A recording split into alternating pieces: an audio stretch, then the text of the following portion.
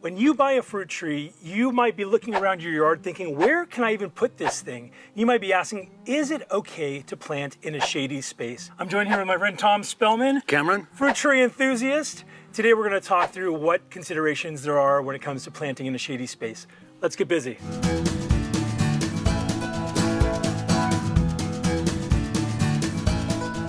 In the interest of time, we didn't cover everything in this video, so what questions have you got? Put those down in the comments below. And stay tuned to the end of this video where Tom and I are going to prune this shady tree so that it succeeds in this space. I remember this tree specifically from the last time I was here about 3 years ago. And we talked about it a little bit then. I wasn't so sure where it was going to end up, but tell me a little bit about the history of this tree. Yeah, this is a Panamint nectarine. We planted this 11 years ago in this space. This is kind of our first planting, multi-planting. We had a couple of other, we had an apricot and another peach over there and a peach behind it.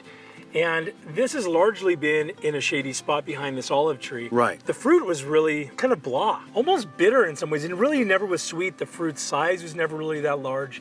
And so we've kind of seen it be marginal, unlike our pomegranate, which has gotten a lot more sun and has done a lot better. Right, This thing is not performed like we have seen our other stone fruit perform. Well, I think I gave you my opinion on it last time when I said, Cameron, this tree's in too much shade. It's never really going to do anything for you. And you said, well, you know, it's been here for a while and I'm going to give it a chance. And, you know, when I look at it now, 3 years later, I don't necessarily think that you've done anything wrong. I mean, if you had the opportunity today, you wouldn't put it in this spot. No. But it's here. Yep. And you've made the best out of it. So what do we see now after we have a tree that's been here for 10 plus years? You're getting a little bit of dieback on here in the lower interior growth because of the shade, but you've got some nice growth on it. You've got 18, 24 inches of new growth. You've got some nice flowering wood developing for next spring. This is a situation where you've got a tree that isn't necessarily in the best place, but you've made the best out of it. Yeah, now you do a little bit more work on that olive tree, you clear a little bit more of that, lace it back a little bit more, and open this tree up a little bit more, take out the dead wood, and I think you're fine to leave it here. So this is a situation where I wouldn't necessarily recommend it, but it's something that's already been done and you've taken advantage of the best possible situation for this particular tree. So good for you. Now you're getting decent fruit off of it, now that it gets a little more light exposure.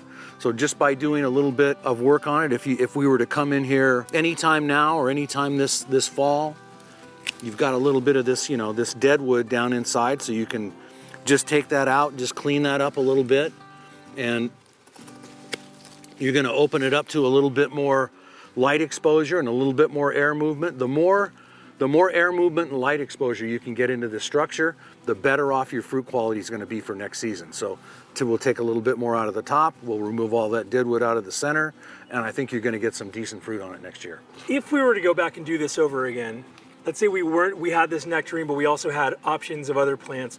What kind of tree would you put in this space where you're getting some hours of sunlight, but you're getting it's dappled, even right now it's dappled, and we've got some blockage here from the olive tree? Right. So this is the situation where it gets fairly good morning sun for several hours. Mm-hmm. And during the midsummer, when the sun's directly up above, it almost gets full day sun. Right. So you've got that pine tree, you've got that olive tree, and as the sun goes south during the winter, the fall and winter, you're going to get a little bit more shade exposure. So what that also does for you is it probably gives you a little bit better accumulation of chill. Now you're getting a little better chill accumulation in an area that isn't necessarily the best for the ripening of fruit, but by doing a little bit more work here and by, opening up this, I think you're going to do fine. Now, you've got to remember that sun exposure, light exposure, heat, those all translate to sugar. So the more bright sun, the more heat, the more light exposure you get, the sweeter your fruit is going to turn out. So if I was going to choose a place like this where I wanted to put in something in, say, a half-day shade, I would consider something where I didn't necessarily need to develop the sugars.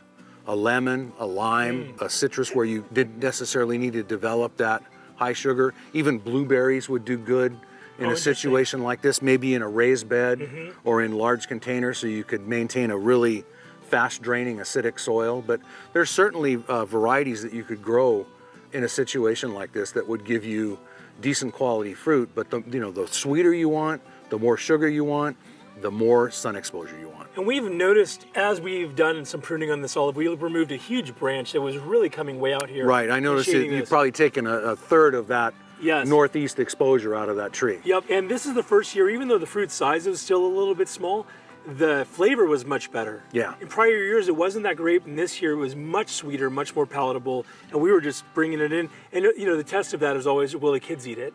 Yeah, of course. They're the litmus test, and they were eating it up, so that was a really good sign. Yeah, so that's wonderful.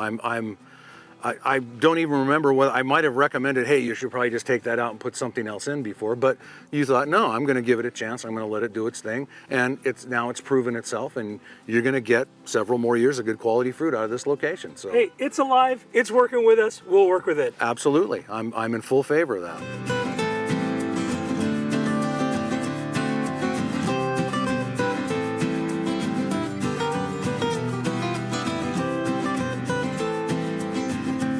So Cameron, this is the kind of tree that I like to work on. We're maintaining, but we're keeping a small tree small. It's so much easier than trying to make a big tree small because those cuts are so dramatic and so medieval, and you have so much longer time for recovery. So in literally less than 10 minutes, we walked around the tree, we've got all the dead wood pruned out, we made a few strategic cuts on height, cleaned up around the sides a little bit, and this tree's done. We've really, in October, the first week of October, we've done all the winter pruning that'll ever need to be done on this tree for this year. Yeah, this is awesome, and the entire middle is now opened up, and so that's going to give just that much more airflow, that much more light coming through. Right. We've also tipped some of these and brought some of the length of those wispy branches back, so we should expect to see some little bushier growth as we come out of here. And we've got plenty of bloomwood already developing on these branches from this last summer. So you're going to have a nice, decent fruit set.